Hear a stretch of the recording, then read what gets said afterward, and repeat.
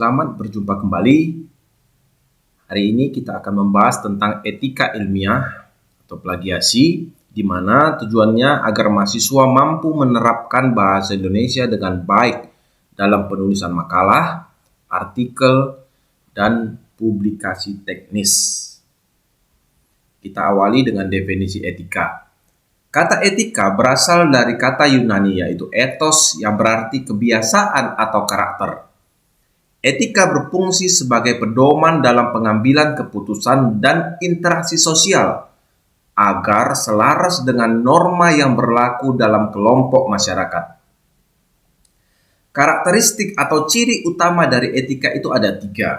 Yang pertama, etika bisa kita katakan sebagai ilmu tentang baik dan buruk. Maksudnya, etika merupakan cabang ilmu filsafat yang menyelidiki dan menilai tindakan manusia dari sisi baik dan buruknya berdasarkan akal dan pikiran manusia tersebut. Yang kedua, etika bisa kita katakan sebagai norma dan nilai norma. Maksudnya, etika membahas konsep nilai dan prinsip moral yang menjadi landasan perilaku. Yang ketiga, etika itu bersifat absolut dan relatif. Maksudnya meskipun etika suatu kelompok bisa berubah sesuai kondisi, etika juga dapat memiliki prinsip yang absolut atau mutlak.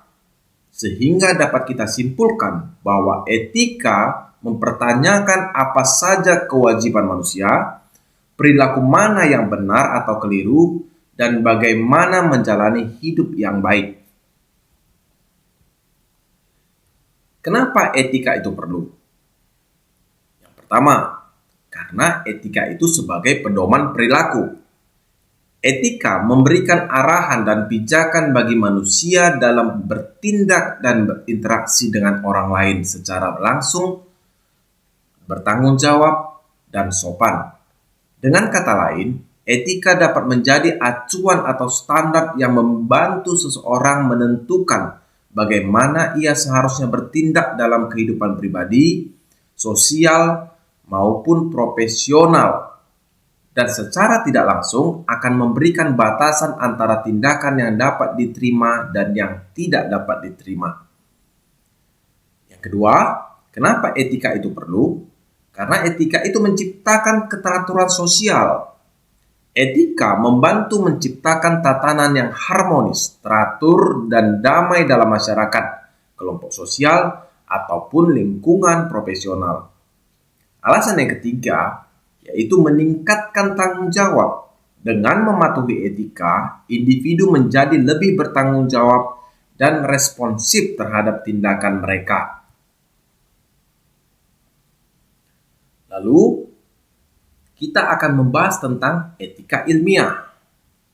Etika ilmiah adalah seperangkat aturan moral dan norma perilaku yang mengatur tindakan para peneliti agar dapat melakukan penelitian dan publikasi dengan jujur, objektif, dan bertanggung jawab. Prinsip ini penting untuk menjaga integritas ilmu pengetahuan, memastikan keabsahan penelitian, dan melindungi hak-hak subjek penelitian. Siapa yang menjadi peneliti?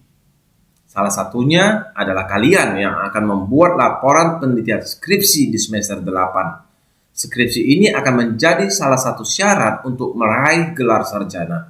Lalu, untuk sampai ke tahap itu tentu saja ada proses yang harus kalian taati, seperti menerapkan kejujuran, diantaranya melaporkan data, hasil metode, prosedur penelitian secara akurat tanpa manipulasi, fabrikasi ataupun falsifikasi. 2. Berlaku objektivitas.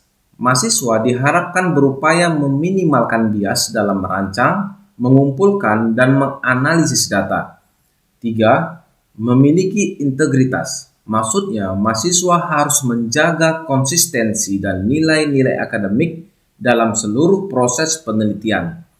4. Harus transparansi, yaitu memberikan akses terbuka terhadap metode, data, dan hasil penelitian untuk memungkinkan verifikasi dan replikasi oleh pihak lain.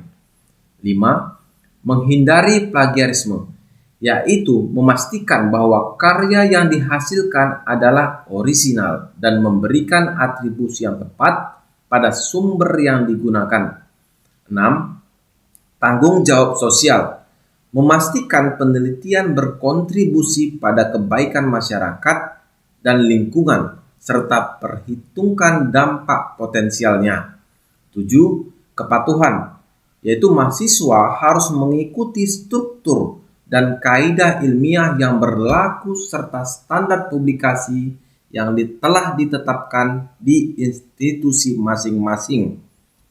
Selanjutnya kita akan membahas tentang definisi plagiat. Plagiat adalah salah satu bentuk pelanggaran kode etik dalam penulisan karya ilmiah. Plagiarisme berasal dari dua kata, yaitu plagiarius dan plagiare.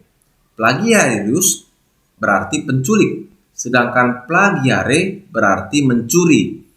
Yang dimaksud dengan plagiarisme adalah mencuri gagasan, kata-kata kalimat, atau hasil penelitian orang lain dan menyajikannya seolah-olah sebagai karya sendiri. Pada pasal 1 butir 1 pertama, Peraturan Menteri Pendidikan Nasional Nomor 17 Tahun 2010 tentang pencegahan dan penanggulangan plagiat di perguruan tinggi menyebutkan, plagiat adalah perbuatan sengaja atau tidak sengaja dalam memperoleh atau mencoba memperoleh kredit atau nilai untuk suatu karya ilmiah dengan mengutip sebagian atau seluruh karya atau karya ilmiah pihak lain yang diakui sebagai karya ilmiahnya tanpa menyebutkan sumber secara tepat dan memadai. Pelaku plagiat biasa disebut dengan plagiator. Jadi, Peraturan Menteri Pendidikan Nasional tersebut yang mengatur sanksi bagi mahasiswa yang melakukan plagiat. Sanksi tersebut dapat berupa teguran, peringatan tertulis, penundaan hak mahasiswa, atau pembatalan nilai. Plagiat bisa terjadi karena berbagai faktor, seperti tidak paham akan plagiasi itu sendiri. Jadi biasanya ada dua, ada plagiasi sengaja dan ada plagiasi tidak sengaja. Kemudian plagiat itu bisa juga terjadi karena tidak cukup waktu mengerjakan tulisan, sehingga mahasiswa terkadang terburu-buru untuk mengerjakannya. Yang ketiga, tidak membaca ulang hasil tulisan. Jadi plagiarisme merupakan salah satu bentuk kecurangan akademik, sehingga pelakunya harus dikenakan sanksi. Jadi dapat disimpulkan bahwa terdapat 4 alasan mengapa orang melakukan plagiarisme. Pertama, don't know. Orang-orang tidak mengetahui bahwa plagiarisme adalah tindakan kejahatan akademik. Kedua, don't know how. Mereka mengetahui plagiarisme merupakan suatu tindakan yang ilegal, tetapi tidak tahu bagaimana cara menghindari tindakan tersebut. Ketiga, don't care.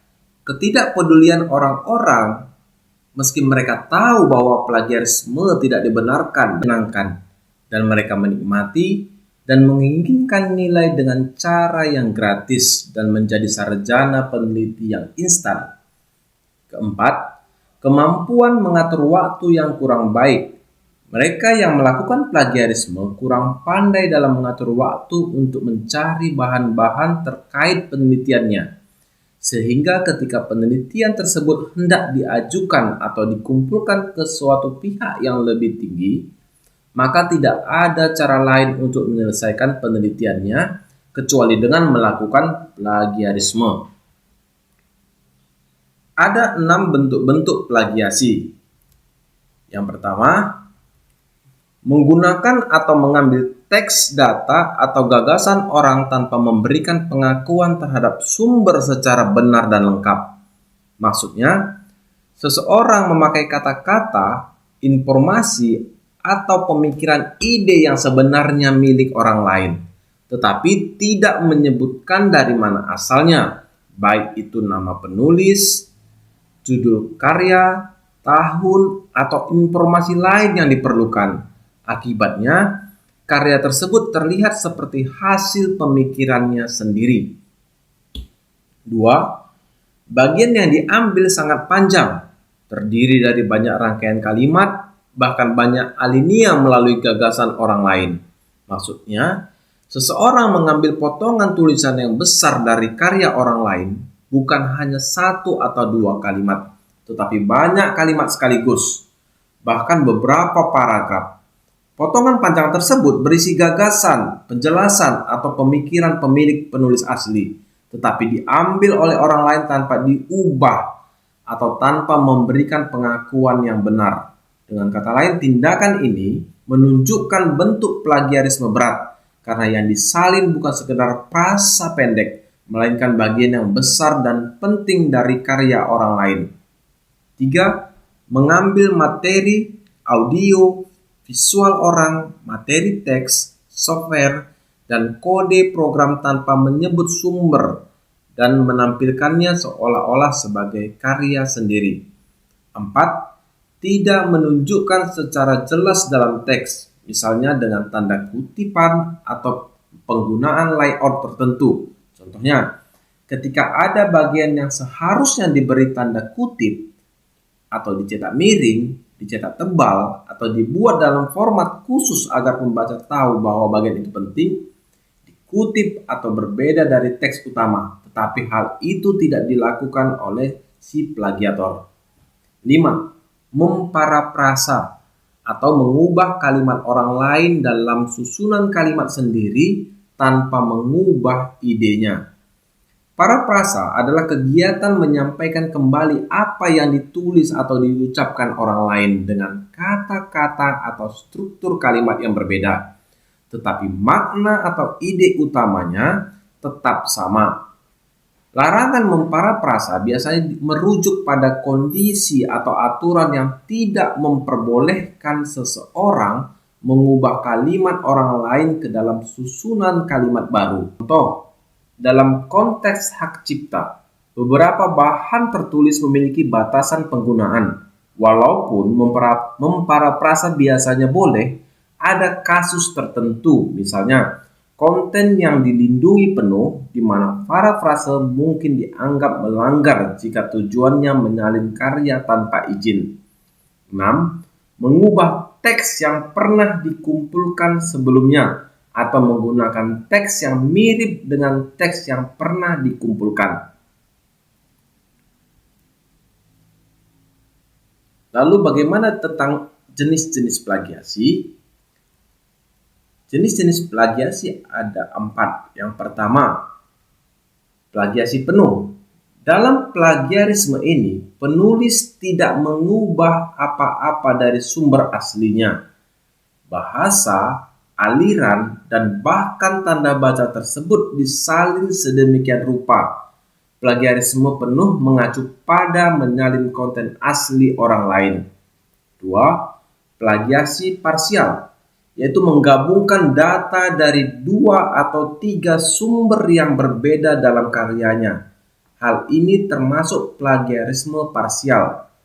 Plagiarisme ini bertujuan untuk menyalin sebagian karya orang lain. 3. Plagiarisme ide, dilakukan ketika seorang memparafrase konten yang sama tetapi dalam aliran yang berbeda. Plagiator mencoba untuk menyalin ide-ide, pendapat, pemikiran, konsep dari penulis lain sedemikian rupa sehingga karyanya tidak seperti menjiplak. 4. Plagiasi mosaik. Plagiarisme sejenis ini paling umum dilakukan pelajar. Ini terjadi karena kurangnya pengetahuan atau ketidaktahuan tentang plagiarisme dan cara-cara untuk menghindarinya. Ketika seorang mengubah konstruksi kalimat tetapi tidak merubah kata-kata asli, karya yang dibuat termasuk ke dalam plagiarisme. Lalu bagaimana cara menghindari plagiasi? 1. Dalam menulis, sebaiknya menggunakan informasi berupa fakta umum. 2. Menuliskan sumber referensi untuk pernyataan-pernyataan yang diacu penulis yang terdapat di pembahasan, tinjauan literatur, ataupun di daftar pustaka. 3. Memberikan batasan yang jelas bagian mana yang merupakan kutipan dan bagian mana yang merupakan pernyataan penulis. Biasanya, kata-kata atau kalimat-kalimat kutipan ditandai dengan tanda kutip. 4. Jika ingin memperkuat argumennya dengan mengacu pada pernyataan penulis lain yang telah diterbitkan, maka nyatakan sumbernya. 5. Lebih baik menulis sendiri karya sendiri daripada kita menciplak hasil karya orang lain. Tentu saja perlu kerja keras, belajar tiada henti, dan jangan malu untuk bertanya kepada ahlinya. 6. Biasakan menulis secara berkala. Dengan menulis secara berkala, secara tidak langsung akan melatih kemampuan kita untuk berpikir dan menuangkan gagasan-gagasan atau ide-ide terhadap karya tulis kita.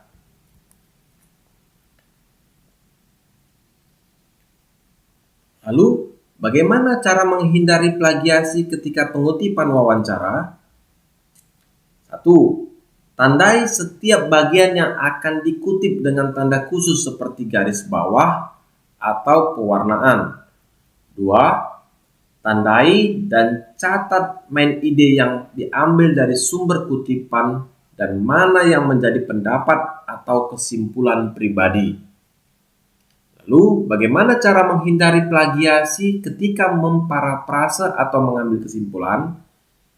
Ada 2. 1. Baca bagian yang akan dikutip secara cermat, lalu lakukan parafrase tanpa lihat teks asli dengan bersandar kepada ingatan kita. 2. Setelah selesai, cek kembali untuk membandingkan antara parafrase yang dibuat dengan teks asli agar tidak terjadi kekeliruan. Lalu bagaimana cara menghindari plagiasi ketika mengutip secara langsung? Baik, cara menghindari plagiasi ketika mengutip secara langsung ada 2. Yang pertama, cantumkan sumber yang dikutip sejelas-jelasnya dalam konteks dokumentasi. Yang kedua, pilih bagian yang akan dikutip langsung secara proporsional dengan menggunakan tanda baca khusus.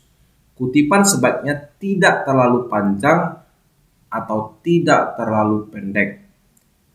Kemudian cara menghindari plagiasi ketika mengutip tidak langsung. Yang pertama, cantumkan sumber yang dikutip sejelas-jelasnya dalam dokumentasi. Yang kedua, cermati bagian yang akan dikutip tidak langsung. Lalu lakukan parafrase dengan menggunakan kata dan kalimat lain yang seperti tetapi menggunakan struktur penulisan kalimat yang berbeda.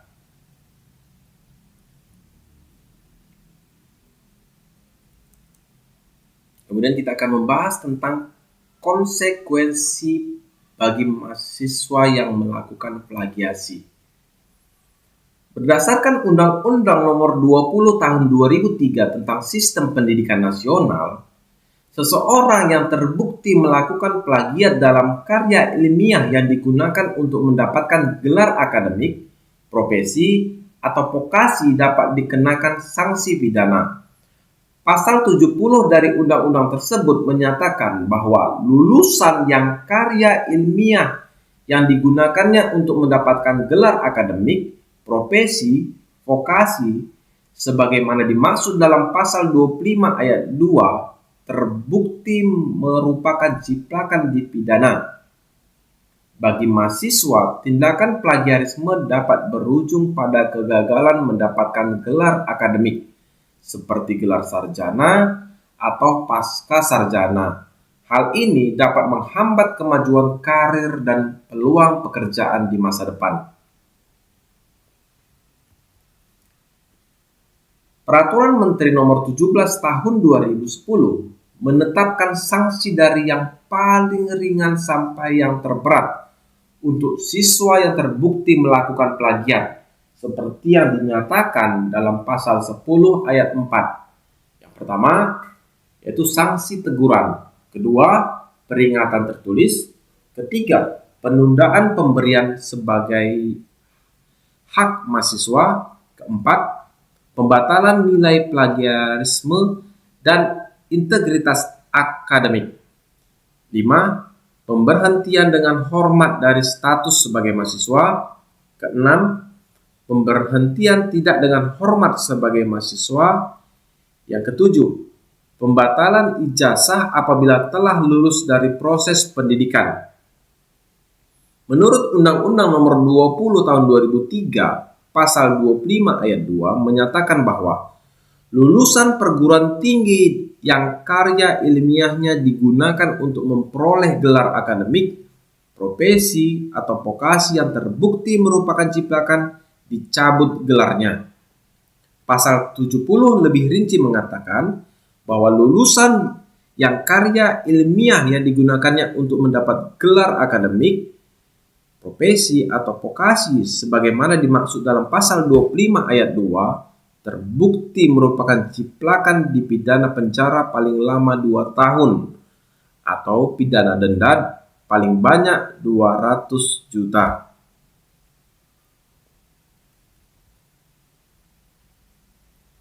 Lalu kita akan membahas tentang etika dalam penulisan. Kewajiban terhadap sumber menjadi pendukung dalam penulisan penelitian harus dicantumkan ke dalam pernyataan, teks, dan kepustakaan. Teks, tabel, maupun ilustrasi yang mengutip dan kategori yang dilindungi hak ciptanya sebaiknya meminta izin pada pemegang hak cipta.